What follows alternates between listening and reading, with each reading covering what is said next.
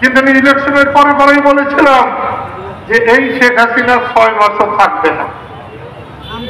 এখন শেখ হাসিনা সবকিছু হারাইছে, তার নিয়ে আমি কি বলতে যাব? তার যদি ক্ষমতা থাকতো তাহলে তার ভুল ত্রুটি নিয়ে কথা বলতাম। তবে শেখ হাসিনার পোলা জয় বাজনা, বাবা তুমি যেগুলা বলো, এখানে যে জানুয়ারির নির্বাচনে আমাদের দলেরও অনেক মানুষ ভোট কেন্দ্রে ভোট দিতে যায় নাই। তারপরে গামছা মার্কার ভোট, সেখানে আমরা হাসছি, আমার মন খারাপ। পরে সানোয়ারকে যখন উপজেলায় একটা গামছা দিয়ে দিলাম তখন বলে মনই খারাপ। এখন মন কি ভালো হয়েছে? ওইরকম মানুষ ভালো না। আল্লাহ তাআলা কোরআনের মধ্যে বলছে 3 দিনের বেশি যারা শোক করে, বাপ চাচা মাও মারা গেলেও 3 দিনের বেশি যে শোক করে তাকে আল্লাহ তাআলা শয়তান বলে উপাধি দিছে, শয়তান বলে অভিহিত করছে। তাহলে আমার দল কৃষক শ্রমিক জনতা লীগ, আমি তো নেতা হওয়ার জন্য, এমপি হওয়ার জন্য, মন্ত্রী হওয়ার জন্য দল করি নাই। দল করেছি গরিব মানুষকে পাহারা দেওয়ার জন্য, গরিব মানুষের কষ্ট না থাকে, আটিয়া মনের প্রদেশে যাতে কষ্ট না পায়, পুলিশের জুলুম যাতে সইতে না হয়, সেই জন্য আমি দল করেছিলাম।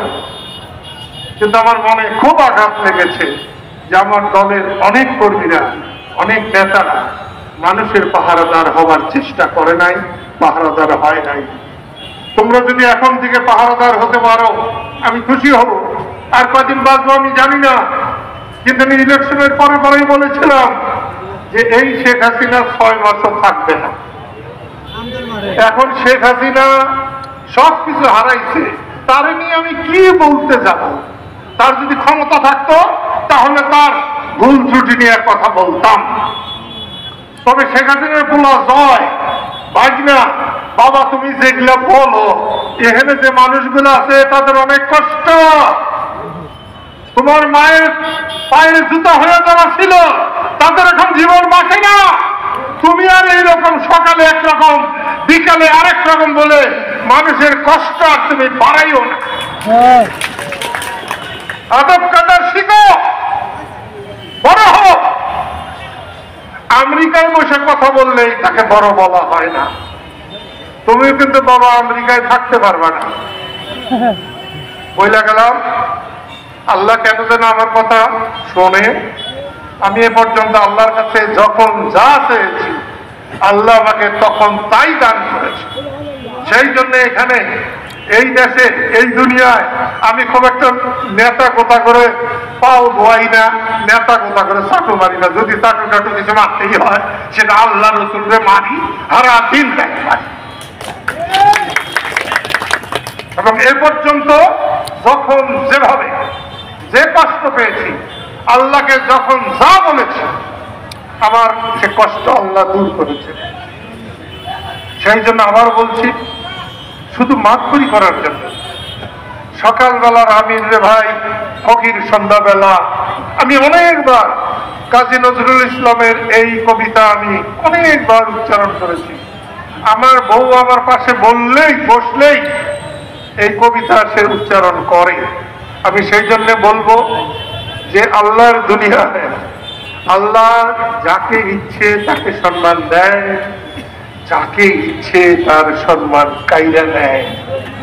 এখানে যদি কেউ ভাবে যে বস্তা বোঝাই টাকা আছে এই জন্য সে সম্মানিত হবে, হতে পারে 2 দিনের জন্য, হতে পারে 4 দিনের জন্য, কিন্তু চিরস্থায়ী সম্মানী হতে পারবেন না।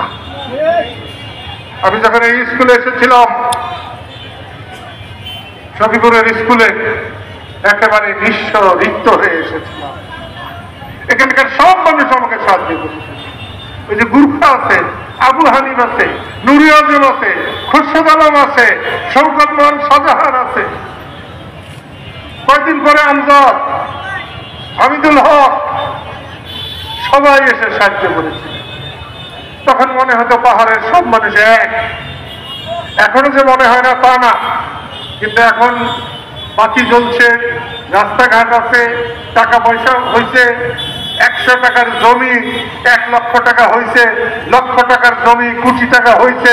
সেই জন্য কাদের সিদ্দিকীকে নিয়ে অনেক কথা বলা যায়, কিন্তু কাদের সিদ্দিকী যদি এখানে না আসতে পারত অথবা না আসতো, আমি একসময় বলেছিলাম অনেকেই রাজাকার হতো। তাতে আবার কিছু বাঘের বেটা বীর যোদ্ধারা তারা আবার প্রতিবাদ করছেন, নানা কিছু করছেন। আরে বাবারা, আমি যেদিন এখানে এসেছিলাম ওদিন না আসলে শওকত মোমেন শাহজাহান রে তার বাবা মুক্তার আলী চেয়ারম্যান বাসায় থানায় নিয়ে যাইত। হিম্মত তালুকদার, বাদশা তালুকদার, এরা তো সবাই মিলা জিলা টাঙ্গাইলের এডিসিরে তো বাইর করেই দিছিল, তাই না? আমি না আসলে তো ওই দলেই থাকত। আমি আসছি, তারা মুক্তিযুদ্ধে কাজ করেছেন, সবাই কাজ করেছে। এইখানে নয়া মুন্সির বাড়ি, যেখানে নয়া মুন্সিরে সিস্টেম ছিলাম গো, কি নাম? ওসমান গনি। নয়া মুন্সি লেহাবারও জানে না, ওসমান গনি লেহাবারও জানে। আজকে সে বেশি মাতবর, নয়া মুন্সির কোনো নামই নাই, দামই নাই। বাংলাদেশে একমাত্র নয়া মুন্সি অস্ত্র ছাড়া পাকিস্তানি হানাদারদের অস্ত্র সহ হানাদারদের 2 হাতে 60টা ধইরা তারা সারেন্ডার করেছে বাংলাদেশে। আর দ্বিতীয় কোনো নজির নাই। তাই নয়া মুন্সির সাথেও তুলনা এটা চলে। আমি আবার বলছি, যদি সম্মান নিয়ে তোমরা বাঁচতে চাও তাহলে দয়া করে আমার গামছা ধরো। এখন তো নৌকা চলাইয়া গেছে, গামছা ধরো। নৌকালাকে অত্যাচার করতে যাবে না। আওয়ামী লীগ করা কোনো দোষের না। আওয়ামী লীগ প্রবীণ দল, তার নেতারা অন্যায় করেছে, তাদেরকে যদি 2-1টা চেঁচা দিতে ইচ্ছে করে দেও। কিন্তু আমি চাই সবার আইনের দ্বারা তার বিচার হোক, আইনের মাধ্যমে বিচার হোক। এখানে যারা কোঠা বিরোধী বা কোঠা সংস্কার আন্দোলন অথবা বৈষম্য বিরোধী আন্দোলনের ছাত্রদের, যুবকদের উপর আক্রমণ করেছে, আহত করেছে, বিচার চাও সরকারের কাছে। যদি বিচার না করে আমি তোমাদের পাশে দাঁড়াবো বিচার আদায় করার জন্য। সেই জন্য বলছি বন্ধুরা, কেউ ভাববেন না যে কোঠা বিরোধী আন্দোলন অথবা বৈষম্য বিরোধী আন্দোলন ছাত্ররা জয়ী হয়েছে বইলা এখন বিএনপি যে ক্ষমতায় বসে গেছেন, এরকম ভাববেন না।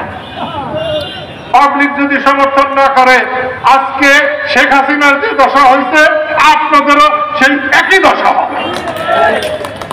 তাই মানুষকে সম্মান করেন, মানুষের সাথে চলেন।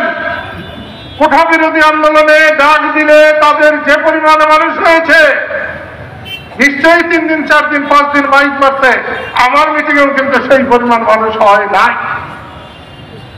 সেই জন্য মনে রাখবেন, মানুষকে সম্মান করেন। দেশের মানুষকে যারা সম্মান করে না, করতে পারে না, তাদের রাজনীতি করার কোনো অধিকার নাই। রাজনীতি করতে হলে মানুষকে সম্মান করতে হবে। আমি আর আমার কথা বলাতে চাই না। আমি কৃষক শ্রমিক জনতা লীগ যারা করে তাদেরও বলছি, যারা রাজনীতি করে তাদের বলছি, মানুষকে সম্মান দেখান। দেশটা মানুষের, দেশটা আওয়ামী লীগের না, দেশটা বিএনপির না, দেশটা জামাতের না, দেশটা 14 দলের না, 18 কোটি মানুষের দেশ। সেই 18 কোটি মানুষকে সম্মান করতে হবে। যতক্ষণ আমরা 18 কোটি মানুষকে সম্মান করতে না পারবো, যতক্ষণ আমরা ভুকে লাগা মানুষকে সম্মান করতে না পারবো, যতক্ষণ ভ্যানগাড়িওয়ালা, রিক্সাওয়ালা, কাজের লোককে সম্মান করতে না পারবো, ততক্ষণ পর্যন্ত আমাদের রাজনীতি সফল হবে না, দেশে শান্তি আসবে না। সেই জন্য সবাইকে আমি অনুরোধ করবো, দেশে শান্তি আনার জন্য মানুষকে সম্মান করা শিখুন। দুঃখী দরিদ্র মানুষকে সবার উপরে স্থান দেন। এটাই হবে কৃষক শ্রমিক জনতা লীগের মুখ্য উদ্দেশ্য এবং আদর্শ। আল্লাহ সবাইকে তার ছায়াতলে রাখুন। এই কথা বলে আমি আমার কথা শেষ করছি। খোদা হাফেজ।